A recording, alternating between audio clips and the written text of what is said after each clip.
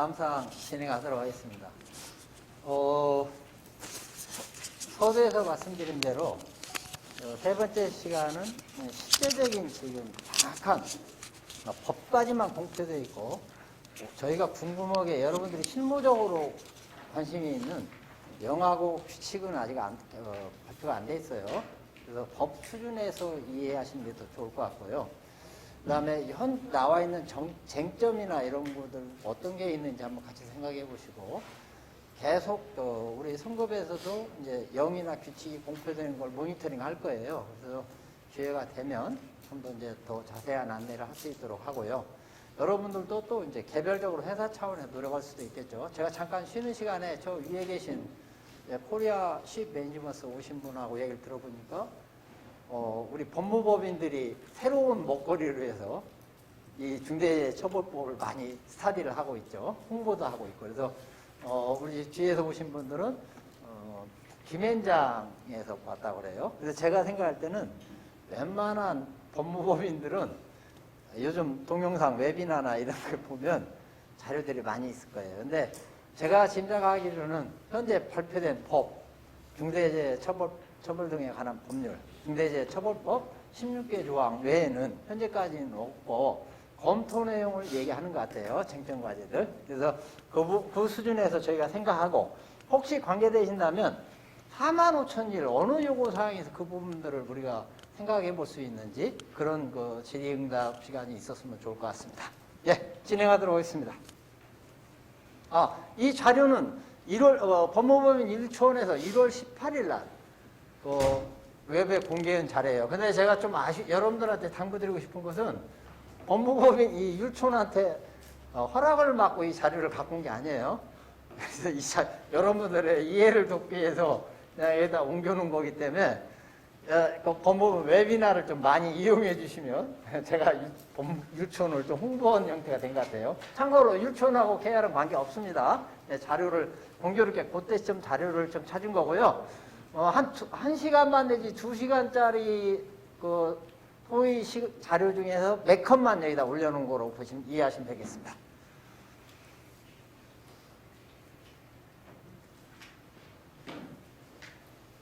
자, 먼저 우리가 법적 요구사항에 관한 이슈 스타디 차원에서 한번 생각을 해보겠습니다. 요 내용의 법은 우리 올해 1월 26일 날 공표가 되고 내용들에 대해서 향후 2022년에 1월 27일부터 시행이 됩니다. 이런 뜻이 이제 앞부분에 적혀 있고요. 그럼 시행을 먼저 적어놨네요. 시행 2022년 1월 27일, 공표 1월 26일 올해. 자, 제가 이것을 보여드린 이유는 요것 때문에 그랬어요. 이 부분을 잘 쳐다보시면 소관부처입니다. 이 소관부처를 보면 통상적인 법은 주로 한 개 소관부처예요. 근데 이 법은 여러 개의 부처가 관계되어 있다는 것을 좀 관심 있게 봐주시면 좋을 것 같고요. 이런 사항들이 이제 대통령령이나 장관적인 규칙에 이제 결부될 겁니다. 그때 스톨테이븐 얘기를 해서 하지만 울산 연포항 사건 잘 보시면 바람 부는 영향도 있었다고 제가 말씀드렸죠. 자, 그럴 때 중대 시민재해 같으다면 환경부하고 관계가 있을 거예요. 그래서 저희가 안전보건 측면에서만 생각하면 고용노동부를 보시면 되는데 환경부도 있다라는 소관부처에 있다라는 걸 좀 같이 생각해 주시고요. 그다음에 중대 시민재해는 여기서는 관공서는 지금 없지만 공중이용시설이나 교통수단에 대해서는 도로교통법이 이게 적용이 될 것 같아요. 국토교통부가 됩니다. 근데 대부분의 우리 오늘 참석하신 인지기업에서는 저런 도로교통법의 내용까지 관계 안 될 수도 있지만 행여 어떤 기업은 관계될 수 있어요. 어떤 제조물이나 유해 위험물질을 운반하는 과정에 관계될 수 있습니다. 아까 선박 같으면 가능한 얘기죠. 여객선을 운행하는 우리 회사가 있나 모르겠어요. 해운사 중에. 오늘은 참석 안 하실 것 같은데. 여객선 같은 경우는 바로 적용이 되더라고요. 저게요. 자, 요 장을 이제 거꾸로 보시면 우리 중대재해처벌법은 이 사업장 규모가 관계가 있어요. 관계가 있어서 대부분의 오늘 여기 참석하신 분들은 다 50인 이상일 거예요. 그래서 2022년 1월 20일 날 시행이 되죠. 근데 혹시 50인 미만인 사업장은 3년 있다가 시행이 됩니다. 그걸 이 법 조항에 나와 있기 때문에 그걸 좀 고민하시면 되고, 4인 미만 사업장은 해당이 안 됩니다. 그래서 참고로 하시라고 이 앞부분에 인원 규모만 해놨습니다. 자, 이 내용에 관해서 이 율촌에서 정리해 놓은 리걸 업데이트라고 하는 이 자료 중에 그걸 그대로 올려놨어요. 그래서 이 사항은 이제 보시면 그대로 이제 뒤에 하나씩 풀어 있기 때문에 참고하시고, 저희가 가장 고민이 그거죠. 사망자가 발생하는 중대재해 시는 경영차원에게 1년 이상의 징역 또는 10억 원 이하의 벌금, 그 다음에 기업에 대해서는 양벌 규정에서 50억 원이에요. 요것은 이제 읽어보시면 아는데, 서두에서 두 번째 시간에 말씀드렸듯이 어떻게 하면 우리가 상당한 노력을 게을리하지 않고 했다라는 걸 보여줘야 할 거냐. 요 관점에서 우리가 벌금이라는 걸 쳐다보시면 좋을 것 같아요. 이 자료에는 그런 말이 없습니다. 실제 근데 웹이나 자료에 가면 있어요. 1월 18일 자료에 가보면 어떤 일을 하는 게 좋겠습니다 라고 쭉 이제 자료로 쭉 연결되어 있는데, 그 사람들은 어떻게 표현했냐면 컴플라이언스 매니지먼트라고 했어요. 그 명칭을. 이제 법무법인이니까 ISO 45001에 대해서는 잘 모르시는 것 같아요. 그래서 법무 쪽에서 사용하는 내용이 컴플라이언스 매니지먼트라고 하는데, 우리말로 해석한다면 준수관리죠. 준수관리. 그러면 45001에서는 앞에 소개시켜준 대로 6.1.3하고 9.1.2에 있는 내용이에요. 그래서 그런 내용이 결국은 이 내용과 관계된다라고 봐주시면 좋을 것 같습니다. 자, 시사점이 한번 다 생각해 보면 가장 중요한 시사점이 이거예요. 산업안전보건법은 내 사업장 범위 안에 있었대요. 근데 중대재해처벌법은 도급인이 실질적으로 지배 운영하는 시설로 확대했대요. 그 서두에서 얘기한 대로 이제 장소를, 바운다리를 넓히 한다라고 좀 생각해 주셔야 합니다. 이건 회사마다 다 다를 거예요. 회사마다 조건이 다르기 때문에 한번 좀 생각해 주시면 좋을 것 같습니다. 자, 경영 책임자 등이라는 범위를 조금 이따 다음 페이지에 나오는데, 경영자 등의 범위가 가장 큰 쟁점이랍니다.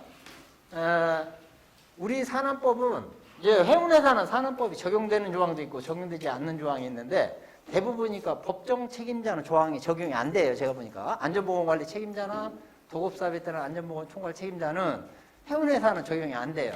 육상의 제조업이나 서비스업에 해당이 됩니다. 근데 이 중대재해처벌법에서는 경영 책임자라는 용어가 등장을 했는데, 이것을 산업법하고 비교해서 논란이 많아요. 그래서 한번 뒷부분에 약간의 어떤 차이가 있는지 표를 넣은 것 중을 마지막 조항에서 한번 보도록 하겠습니다. 자, 이 변호사분이 중대재해처벌법 간단하게 요약을 했네요. 그랬더니 법은 정식명칭은 이렇습니다. 길고 줄여서 중대재해처벌법이라고 합니다.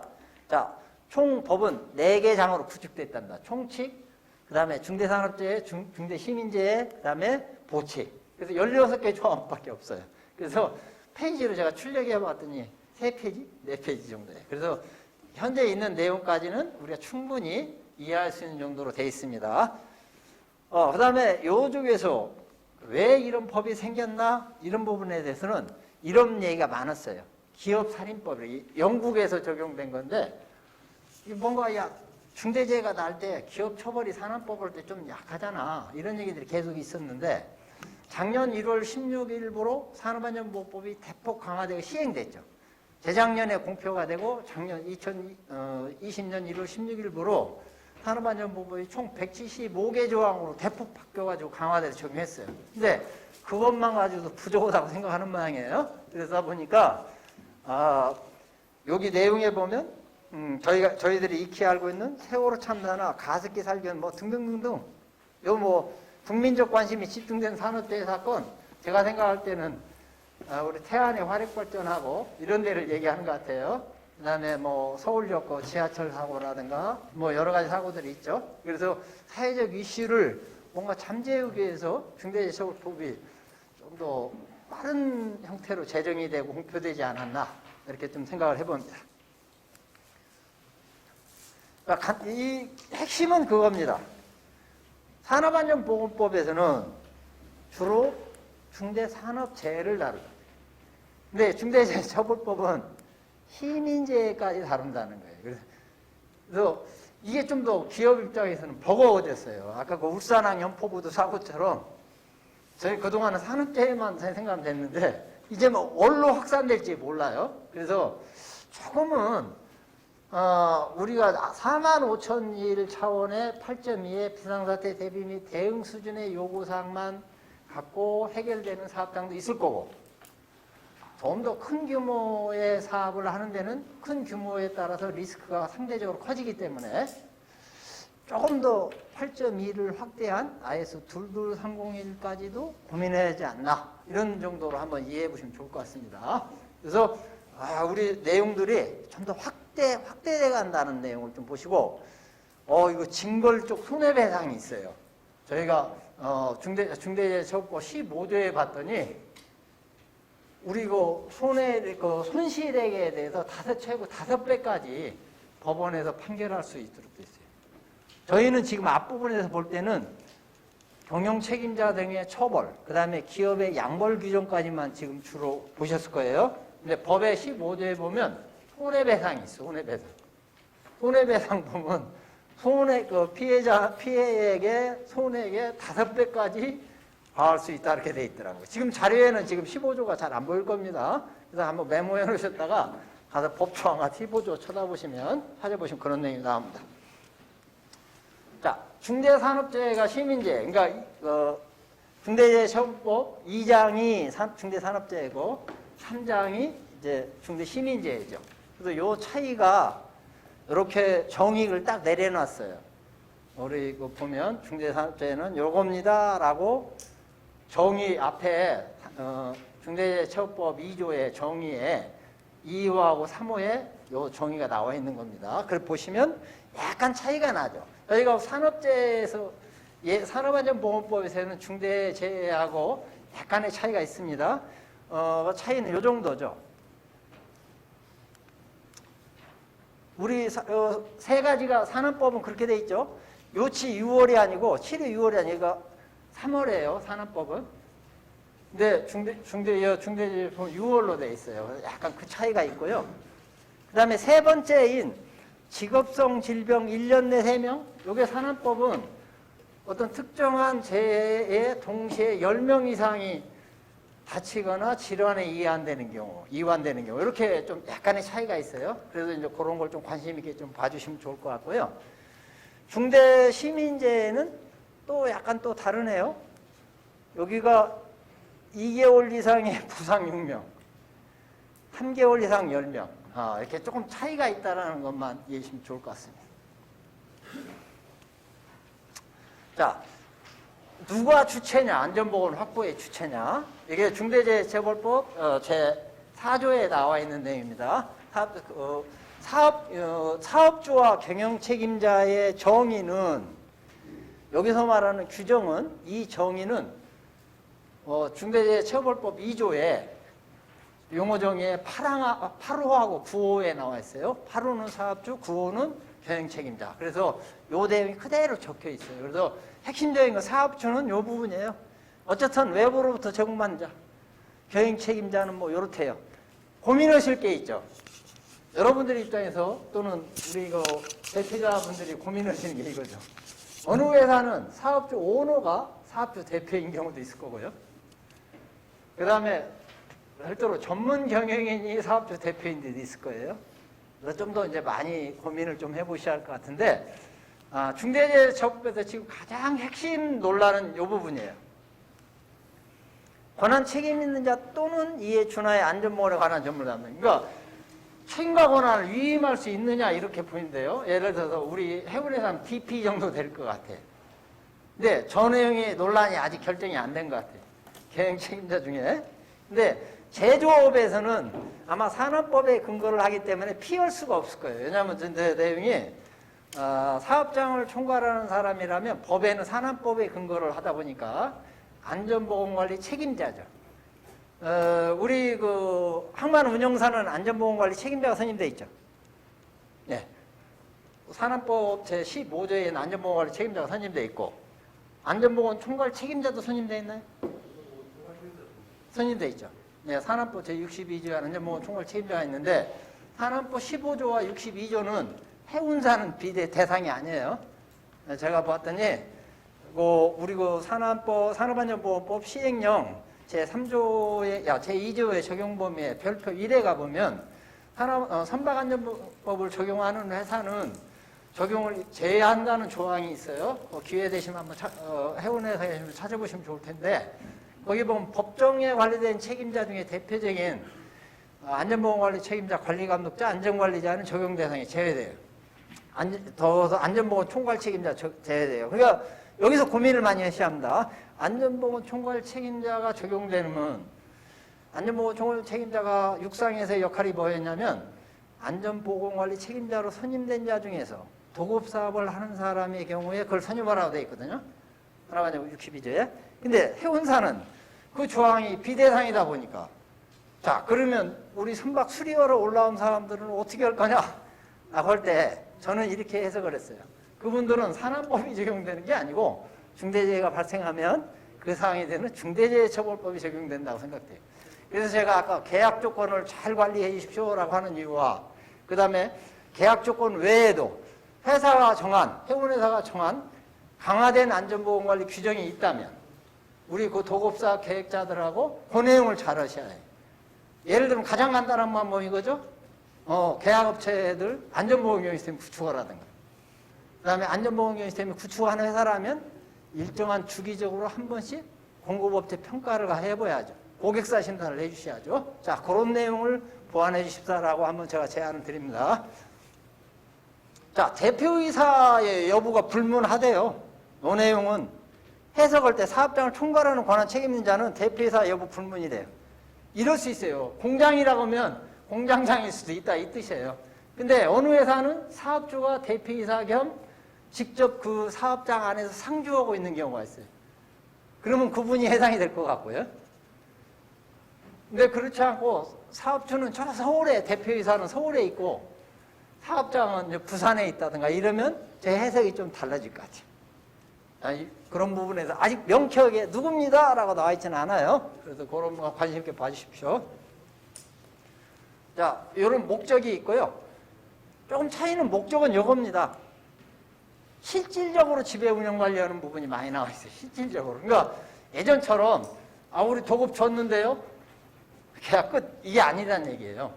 실질적으로 계약해놓고 예를 들어서 선박에 와서 기관실에 와서 샤프트 바꿔주라고 했어요. 프로펠러 샤프트 냈고. 그게 분명히 내 사업장이잖아요. 배 선박 안에가. 근데 그걸 실질적으로 누가 관리하냐 이거예요. 시매니지먼트 아니면 해운사잖아요. 근데 계약에 의해서 우리 줬는데 그 사람이 와서 작업을 다 다쳤어요. 해결이 안 된다는 거예요. 실질적으로 누가 관리냐요? 저 뜻을 담고 있습니다. 실질적이라는 것은, 자, 안전보건 확보의 의무 내용은 저기 보시면 중대재해처벌법 4조에 나와 있습니다. 4조의 내용을 여기다 옮겨놓은 거예요. 그래서 법의 4조에 가서 쭉 쳐다보시면 이 내용들이 나와요. 그래서 조금 관심 있게 조금 전에 말씀드린 사항입니다. 재예방에 필요 인력 및 예산을 배치하고 안전보건관리 체계 구축이래요. 산안법에서나 우리 국내법에서는 안전보건 경영 시스템을 안전보건 체제라고 이렇게 돼 있어요. 체제. 그러니까 우리 예전에 경영 시스템 번역할 때 체계라고 한 데도 있고 체제라고도 있는데 법에서는 체제라는 말을 많이 썼어요. 체계. 그래서 저 체계에 대해서 우리가 안전보건 경영 시스템이라고 꼭 집어서 말할 수는 없지만 저런 내용이 해당이 관계된다라고 보시면 됩니다. 그래서 현재 제가 우리 기업들한테 여기 오신 분들은 다 안전보건 경영 시스템을 이미 하고 계시니까 이제 고민하실 일은 우리하고 계약된 회사를 얼마나 안전보건 체계가 검증되는 회사하고 계약할 거냐. 그러니까 시스템을 구축한 회사한테 인증서 갖고 와라 하는 게 더 좋은 거냐. 아니면 상주 안에 협력업체인데 인증 시스템을 구축하지 않았어요. 그럼 어떻게 돼요? 하나씩 우리 심사 받을 때 인원수를 넣어주면 돼요. 인원수를 넣어주고 그 회사도 심사에 넣어주면 돼요. 근데 그것도 아니야. 그러면 우리가 열심히 법적 기준에 가서 열심히 가서 찾아봐 주면 돼요. 모니터링 해주고 같이 점검해주고. 예. 자, 안전보건 확보 의무내용이 계속됩니다. 이것은 앞부분을 해석해 놓은 거예요. 이런 경우가 많아요. 계약할 때 예산 안 줘요, 제대로. 건설업에서, 우리는 건설업이 없으니까 근데 건설업은 산업안전보건관리비를 일정한 계약 금액의 몇 프로를 안전보건관리비로 계산하도록 규정이 돼 있어요. 근데 일반 제조업에는 없어요, 그런 부분이. 근데 가가지고, 계약을 하고, 그런 정도에 대해서는 관리도 안 하고 돈도 안 준 것 같아. 자, 그럼 어떻게 되겠어요? 그런 것들이 하나하나 이제 증빙 자료로 찾아질 거예요. 그래서 좀 내용 하실 때, 예산 지원이 충분하냐? 이렇게 한번 고민하셔야 해요. 구두로 안전보건 잘 지키세요. 수칙 잘 지키세요. 라는 걸로는 증빙물이 안 돼요. 증거가. 좀 안전보건 관리비도 좀 지원한 어떤 기록들이 있어야겠죠. 실제는 아까 잘 기억하신지 모르지만 두 번째 시간 마지막 할 때 이렇게 도표 하나 보여드릴 때 안전보건 문화에 보면 안전에 대해서는 이익계정으로서의 그 안전 관리를 좀 해주는 게 더 보완된 업그레이드된 모양입니다라고 말씀드렸는데 그런 시스템이 구축되어 있는 회사는 안전보건관리비에 얼마 집행입니다. 바로 그냥 숫자값으로 나올 거예요. ERP라든가 어떤 형태로. 예, 그런 부분에 없다면 전산팀하고도 한 번쯤 아니면 예산수립부서하고 안전보건 계정을 한번 설정할 필요가 있어요. 큰 회사들은. 자, 약간의 지금 산안법하고 차이가 그런 말들이 있어요. 산안법에서는 근로자라는 말을 썼는데 중대재해처벌법에서는 종사자라는 말을 썼어요. 이 내용이 근로자 플러스 기타 저희가 생각하는 계약직까지 이렇게 포함한다라고 생각합니다. 종사자라는 개념 한번 좀 같이 생각해 주시고요. 그래서 이런 경우 많죠. 청소 영역업체들 어떻게 될 것 같아요? 우리 사업장 안에 청소 영역업체가 왔어요. 우리 저기 혹시 죄송합니다만 앞에 계신 게 항만 운영사 청소 오시는 분들 있죠. 그분들은 현재 관리 상태에 들어가 있나요? 계약돼, 예. 안전보건에 대한 법적 규정을 준수하라고 계약이나 이런 데 돼 있나요? 그렇죠. 예. 그런데 이제 문제는 시스템 이제 구축한 것만 끝나지 않아요. 우리가 가서 한번 일정 주기로 확인을 해줘요. 확인. 예, 그런 부분이 강조되어 있다라고 보시면 됩니다. 그래서 종사자에 대한 생각을 좀 더 많이 좀 해주세요. 우리가 가보면 대부분 청소 오신 분들 놓쳐요. 제가 아마 심사가면 이렇게 볼 거예요. 제가 한번 항만 운영사가 이렇게 본 적이 있어요. 그 구내식당에 가서 구내식당에 이제 푸디스트 회사들이 있는데 국내 굵직한 회사들이 오죠. 삼성의 뭐 웰버든가요? 하여튼 뭐 LG 쪽도 있고 삼성 쪽도 있고 푸디스트 식품 공고 우리 구내식당 운영해주는 업체들이 있어요. 그래서 그 구내식당 운영하는 업체들 위험성 평가서를 한번 리뷰해 주신 적 있나요? 라고 질문 던지면 힘들어요. 왜 그럴까요? 안전보건팀에서 생각을 안 하고 그 계약 주체는 관리 파트에서 하기 때문에. 그럼 관리 파트는 그 역할을 해줘야 해요. 관리 파트는 계약이고 주무부서니까 구내식당을 운영하는 주무부서니까 그 사람들은 회사 안에서 근무하는 종사자예요. 그러니까 상시 근로자에 들어가요. 내 소속이 아닐 뿐이지 우리가 계약에서 도급 들어온 거예요. 그래서 그분들이 위험을 확보해 주는 저기는 위험성평가를 작은 회사는 그게 없어요. 그러면 위험성평가를 우리가 지원해 줘야 해요. 근데 큰 회사들은 위험성평가를 전국적으로 그런 사업을 운영하니까 아주 잘 되어 있는 위험성평가를 갖고 있어요. 문제는 뭐예요? 그것을 우리가 봤다는 사인을 어디 해줘야죠. 리뷰를 우리가 봐서 우리 사업장에 맞게 잠재 위험이 다른 것, 특성이 있는 것은 우리가 몇 개 넣어줬습니다. 이 얘기가 돼야 해요. 자, 이게 문제가 좀 있어요. 손해배상할 때 중요한 게 그거더라고요. 고의적이냐.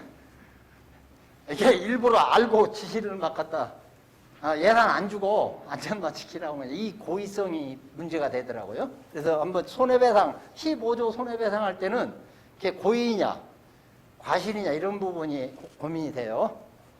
그래서 예전처럼 윗분들이 말로만 시키고 예산이나 인원이나 지원 안 해주면 관계될 수 있어요. 어떤 형태로든 남겨놔야 이렇게 지시에 따르게. 제일 사실은 좋은 방법은 두 번째 시간에 제가 안내드렸던 문수화 때 안내드리는 경영검토 자료에 우리 CEO 경영책임자 이렇게 지시사항이 있죠, 지시사항. 경영검토 출력 있죠. 네, 경영검토 출력의 지시사항에 그런 내용이 잘 나와 있으면 좋을 것 같아요. 자, 징벌적 손해배상이 아까 말씀드린 15조 사항입니다. 중대재해처벌법 15조 사항의 손해액의 5배. 근데 우리가 요 내용들은 조금 좀 저기 할 것이 요 내용 여기에는 지금 안 나와 있는데 우리가 어떤 노력을 보여주느냐에 따라서 요 부분이 달라질 수 있다고 돼 있어요. 요 분들은 서두에서 말씀드린 대로 해답은 컴플라이언스가 재조명되고 있습니다. 제가 제 입장에서 해석된다면 ISO 45001 안전보건경영 시스템이 재조명되고 있습니다. 이렇게 안내해드리고 싶어요. 왜 이 얘기를 꼭 해드리냐면 말씀드린 대로 김현장이나 이런 사람들은 이 용어를 쓸 확률이 높아요. 그러면 어떤 별개의 매니지먼트가 있다고 원래는 별개의 매니지먼트입니다. 근데 그렇지만 그것 때문에 새로운 걸로 해야 한다고 생각하지 마시고 진짜 하고 계신 내용을 잘하자 이해하시면 더 좋을 것 같아서 안내해드린 겁니다.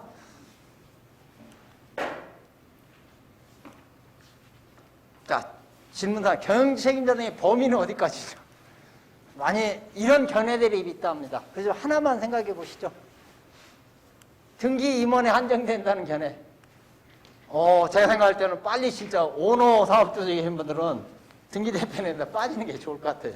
경영상에 문제만 되지 않는다면. 그래서 여러분 우리 실무자 입장에서는 그런 내용을 어떻게 건의드리는 게 좋은지 한번 좀 생각해 보실 것 같아요. 자, 그 다음에 육상기업은 요걸 좀 생각해 보셔야 한다. 산업안전보건법상의 안전보건관리 책임자 판단 기준에 따르면 된다는 견해. 그래서 그렇다면 안전보건관리 책임자를 어느 분이 할 건가? 어느 지금 들려오는 소리에 의하면 육상기업에서 꽤 잠재력이 높은 플랜트 산업에서는 서로 저런 걸 안겠다든가. 그래서 임원, 고위 임원으로 진급 안 하려고 한다는 우스갯소리 에피소드도 있다고 하는데 저 부분에 대해서 해운협체는 이제 법적 책임자는 아니니까 한 번쯤 생각해 보시고요. 우리 항만 운영사처럼 육상기업에서 오신 분들은 안전보건관리 책임자에 대해서 한번 재정의를 하셔야 합니다. 본부장이 하는 게 맞는 건지. 근데 이럴 것 같아요. 본부장한테 안전보건관리 책임자가 지금 선임돼 있다 해서 사업주가 빠질 수 있냐? 그건 아니에요. 사업주의 부분이 뒤에 있습니다. 명쾌하게. 자, 산안법 위반하거나 중대처벌법 위반하거나 약간의 차이들을 갖고 오는데요. 논쟁이 되는 것 같아요. 이 두 개 법이 다 처벌이 되냐 아니냐. 그래서 법정 용어로 막 이렇게 쭉 여러 가지 써놨더라고요. 이 상상적 경험이냐, 형이 중한. 좀 제가 읽어보고도 어려워요. 그거 듣고도. 근데 뒤의 경우는 이렇게 돼 있는 것 같아요. 어느 경우는 산안법하고 중대재해법이 같이 되고요. 어떤 경우는 중대재해법 하나만 되고, 그러니까 큰 쪽으로 되는 것 같아요. 큰 쪽. 근데 같이 적용되는 경우는 어느 경우냐면, 산업안전보건법은 사건이 나기 전이나 사건이 난 이후에 다 적용돼요. 근데 중대재해처벌법은 중대재해라고 정의된 사건이 일어난 후에만 적용이 돼요. 이제 그게 큰 차이예요. 그래서 조사하러 갔을 때 중대재해처벌법 예방위해서 잘하고 있나를 조사하러 오지는 않아요. 용어정에 있는 중대산업재해나 중대시민재해가 발생한 이후에만 가서 점검합니다. 산업재해는 어떻게 되나요? 예방 차원이 있기 때문에 사건이 나기 전에도 점검해요. 그래서 처벌할 때 이럴 것 같아요. 중대재해처벌, 사후는 중대재해처벌법이 큰 쪽이 적용이 되고, 갔더니 원인이 왜 그런 일이 발생했어? 그러면 산업법에서 적용된 요구사항들이 있는 것을 법적 요구사항을 이행하지 않은 부분은 산업법 벌금으로 들어갈 것 같아요. 자, 그 조항이라면 두 개의 법의 조항이 처벌 조항으로 갈 거로 생각이 됩니다. 근데 이것은 제 해석 차이예요. 그래서 조금씩 나중에 영이나 규칙이 나오면 좀 더 적용이 될 텐데 우리 변호사들은 그런 얘기들을 담고 있어요. 자, 업무상 과실치사상 요거 참 잘 모르겠어요. 요것은 이제 형사소송법 관계돼서 법이 저는 그 산재는 산안법만 생각했더니 이런 업무상 과실치사냐까지도 관계가 되는 모양입니다. 그래서 주로 산안법에 관한 조항은 사고 났을 때 근로감독관이나 한 사람이 조사를 하고 요 업무상 과실치사는 우리 경찰에서 가신 분들이 조사한답니다. 이게 해외건설 현장, 이게 제가 생각할 때 우리 해운사가 좀 고민했으면 좋을지 않았는데요. 해외건설 현장은 육상기업인데 적용이 좀 잘 안 는데요. 이유가 왜 그러냐면 산재 조사하려고 거기 예를 들어 중동 건설 현장에서 사고 났다고 조사하러 가고 이러지는 못하는 모양입니다. 그래서 거기서는 제외되는 모양인데 해운사는 어떻게 하나 저도 고민했어요. 해운사 우리 기구 국적선이 다른데 한국 외국 나가서 있을 때 어떤가? 저는 우리는 적용될 것 같아요. 배가 올 수가 있으니까. 아까 얘기했던 건설 현장은 못 가꾸잖아요. 배가 올 수가, 기항이 다시 올 수가 있기 때문에 적용될 거로 보이는데, 자, 이것도 관심사항이죠. 예. 자, 도급영역 위탁 등의 책임 범위, 실질적으로 지배 운영하는, 요게 이제 키워드가 될 것 같아요. 예전에는 나는 아니라고 생각하고 이렇게 확대해서 같은 산업이 많은데, 이제 저 말이 이제 굉장히 큰 이게 그물이 될 것 같아요. 실제적으로 조사해 봤더니 돈 주잖아. 뭐 이런 얘기들이 많이 나올 것 같아요. 자, 요 내용이 산하안보 중대재해처인데 가장 좀 키워드는 요겁니다. 장소가 달라는 거죠. 장소가. 아까 말씀드린 대로 이제 우리 주무부서에서는 시야를 좀 넓혀야 할 것 같아요.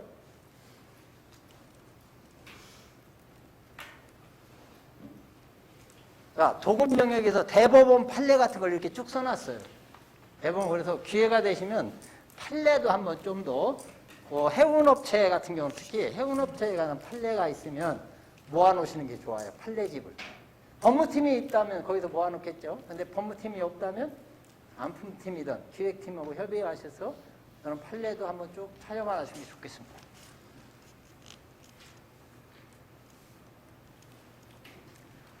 여기 말씀드린 종사자와 근로자의 차이, 이런 내용들이 있을 수 있다는 내용을 좀 했고요. 직업병이나 업무상 질병 등 재해 대응이 좀 해서 사법당국의 수사가 돼서 징벌적 손해배상이 들어간다는 징벌적 손해배상입니다. 그 다음에 요 대표이사의 직접적 형사처벌 가능성이 부각된대. 왜 그러냐면 아까 그 경영 책임자가 대표이사냐 안전보건관리 책임자냐 뭐 이렇게 또는 안전보건의 저기를 담당을 맡은 사람이냐 할 때 말로 법으로만 볼 때는 대표이사는 빠지는 것처럼 보여요. 근데 실제는 그렇지 않을 거라 이게. 왜냐하면 중대재해처벌법은 산안법보다 더 강화된 조건을 적용하려고 법을 만든 거다 보니까 어떤 형태든 제 생각에는 사업자 등록증상의 대표이사가 그 등기임원으로 빠지지 않는 이상은 어떤 형태든 결부될 거로 보여집니다. 자, 이 내용에서 경영자 도급인 책임까지 이제 들어와 있죠. 경영 책임자의 도급법까지.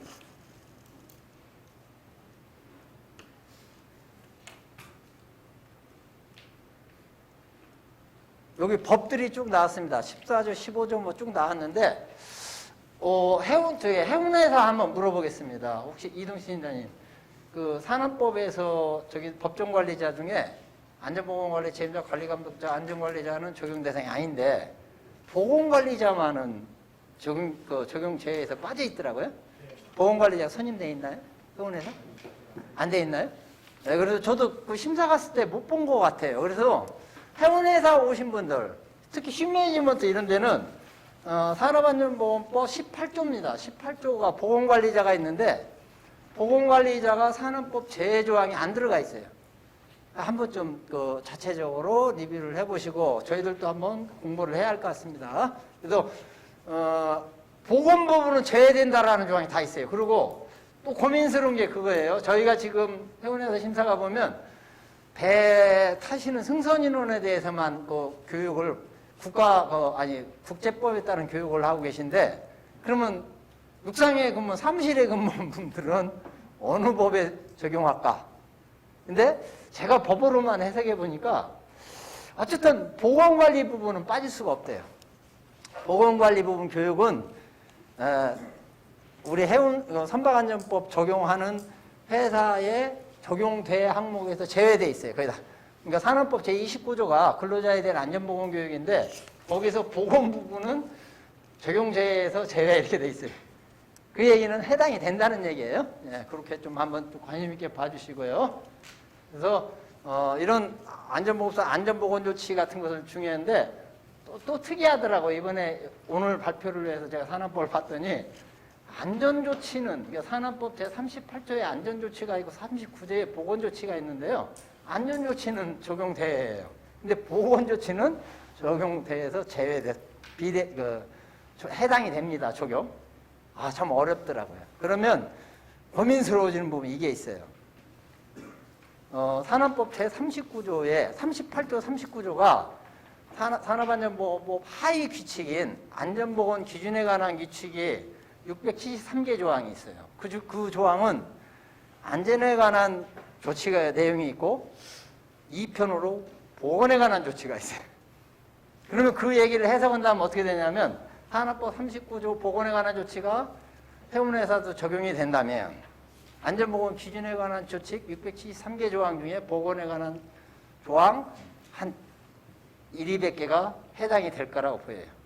그게 주로 뭐냐면 화학물질을 다루거나 작업환경 측정을 하거나 특수건강진단을 하거나 이런 것들이에요. 그래서 한 번쯤 저도 이제 이번 끝나고 나서 그거 좀 공부를 해야 할 것 같아요. 해운회사 사례를 좀 조사를 하고 같이 한번 그때 같이 한번 생각하면 좋겠습니다.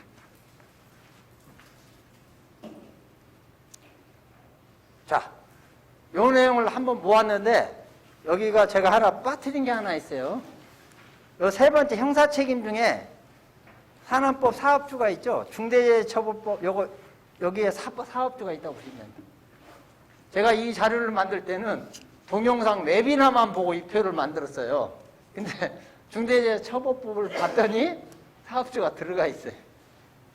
예, 중대재해처벌법 7조에 보면 사업주 또는이라고 되어 있더라고요. 저는 이 자료를 동영상할 때는 경영차가 고민만 있는 줄 알았어요. 그랬더니 7조에 봤더니 사업주 또는 경영책임자라 되어 있어요. 그래서 사업주가 들어가 있으니까 여기 추가해서 오류와 좀 보완해 주시면 좋겠습니다. 이 부분입니다. 여기에 사업주가 하나 들어가 있습니다. 자, 그래서 여기는 지금 제가 중대재해처벌법은 이렇게 중대산업재해만 적어놨어요. 그래서 중대시민재해는 따로 중대재해처벌법 제2조 정의에 3호에서 또 참고하시면 될 것 같습니다. 그래서 이 부분에 약간의 차이가 여기는 육상기업은 안전보건관리 책임자가 있고 또 밑에다가 기회가 되시면 안전보건 총괄 책임자라고 하나 적어주시면 더 좋겠어요. 이게 선임된 사업장도 있고 선임되지 않은 사업장도 있거든요. 그래서 도급사업이 굉장히 중요한 범위의 중대재해처벌법에서 요구하고 있기 때문에 산업법에서 도급사업에 관한 책임은 법적 책임은 안전보건 총괄 책임자예요. 산업안전보건법 제62조에 있습니다. 그래서 이 조항에 필요하시다면 안전보건관리 책임자는 산업법 제15조에 있고요. 가로 열고 적은 안전보건 총괄 책임자는 62조에 있다고 보시면 됩니다. 자, 요 내용이 말씀드린 사항 중에 요거였죠. 적용 시기. 요것은 사고 전에 예방 차원에서 처벌도 하고요. 사고 후에 법정형이나 벌금을 무는데 중대재해처벌법은 사고 전은 비대상이고 사고 후에 가서 한다는 거죠. 벌금과 징벌적 손해보상. 자, 근데 벌금이 기억하듯이 아까 앞부분에 나와 있듯이 벌금이 두 가지죠. 사업주 또는 경영 책임자한테 주는 벌금이 있고 법인한테 주는 벌금이 있고. 근데 사업주하고 경영 책임자주한테 주는 벌금은 체형하고 저기는 뭐 깎아주고 이런 것은 거기 안 써 있어요. 근데 그렇게 돼 있죠. 사망자가 발생하면 징역 1년 이상, 벌금 10억 원 이하. 그래서 저희가 이상으로 돼 있어요. 1년 이상. 그리고 중대재해 두 번째, 세 번째 항목인 질환이나 발생하거나 이럴 때는 7년 이하의 징역, 1억 원 이하의 벌금. 이렇게 돼 있어요. 약간 차이 있죠. 근데 그것을 판결할 때, 이상 이하에서 판결할 때 우리 회사가 증빙하는 노력 정도에 따라서 가감이 될 거예요. 근데 손해배상, 징벌 손해배상은 명쾌하게 써 있어요. 우리가 노력하는 걸 보여주면, 손해배상뿐만 아니라 양형 규정이 있는 회사 법인, 양벌 규정인 회사 법인에 처벌받는 거, 사망자의 50억 원 이하 벌금. 그 다음에 그 밑에 질환자가 발생한 그런 경우는 얼마가 되어 있나요? 지금 10억 원 이하인가요? 예, 그것은 이렇게 명쾌하게 우리 노력에 따라서 감해준다 이렇게 되어 있어요. 그래서 이제 그런 부분까지 저희가 같이 생각해 주시면 좋을 것 같습니다. 참고로 육상기업들은 산안법에 나온 이 조항들을 잘 봐주셔야 합니다. 그래서 요 참고로 지금 넣어드렸고요. 네, 산업재해 정의 나왔습니다. 왜 이 조항을 정했냐면 중대처벌법에 보면 용어 정의 제2조에 보면 산업재해라는 것은 산안법에 의한 산업재해를 기반으로 한다 써 있어요. 그래서 그러면 저희가 우리 해운회사라게 해도 중대재해처벌법에 나오는 사망이나 이런 지금 조건을 기준을 보려면 여기 와서 산업법 여기 와서 찾아보시라고 이 조항을 넣어드렸습니다. 참고로 이것은 산업법 저기서 하는 거죠. 산업법에서 나옵니다. 시행규칙 제3조에 있습니다. 자, 지금까지 준비한 사항들을 안내를 드렸고요. 질문해 주셔서 좋습니다. 네, 장시간 경청해 주셔서 감사드립니다. 자, 감사합니다.